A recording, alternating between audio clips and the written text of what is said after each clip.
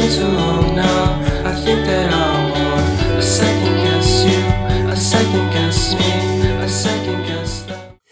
Jeudi 23 octobre 2025, voici la guidance qui mettra l'accent sur les conseils qui seraient les plus positifs pour vous afin d'aller vers ce qui est également le plus positif pour vous. Le programme, il est juste ici, c'est le même programme du tirage de la semaine que je vous invite à consulter si tel n'est pas encore le cas. On commence cette guidance avec les signes d'air, c'est-à-dire Gémeaux, Balance et Verseau. Voici la carte de la roue de fortune en tant que guidance. Elle est géniale, elle vous invite vraiment à faire confiance au processus, un trust the process comme on dit en anglais, sachant que des cycles sont à l'œuvre, c'est-à-dire des choses sont en train de se terminer, d'autres sont en train d'arriver. Ne mettez pas votre doigt là-dedans, c'est l'ordre naturel des choses. Mais attention, cette guidance peut être double, dans le sens où elle vous dit que si vous voulez que certaines situations s'enclenchent, que certains cycles justement commencent ou se termine, il faudra vous-même actionner cette roue,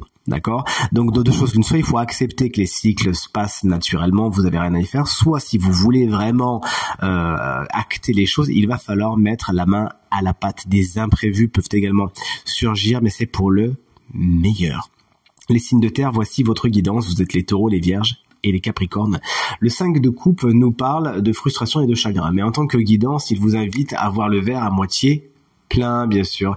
C'est une carte qui nous dit qu'effectivement, si certaines coupes sont renversées au-dessus de la table, Alice, si elle regarde bien face à elle, il y a deux coupes qui, elles, sont bien droites et bien pleines.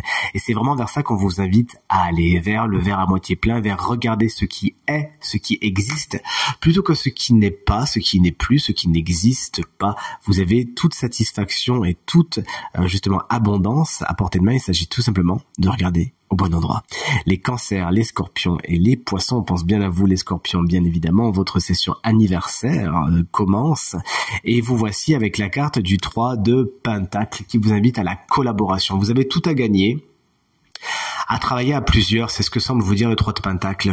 Tout ce qui est échange de connaissances, de compétences, de savoir-faire, ça peut vraiment vous mener loin. Il faudra vraiment tabler sur ça plutôt que de jouer sur le coup du cavalier seul, qui peut fonctionner de temps en temps aussi. Mais là, vraiment, c'est à plusieurs que le tarot vous explique que vous irez plus loin d'une façon plus sécure et surtout plus prolifique.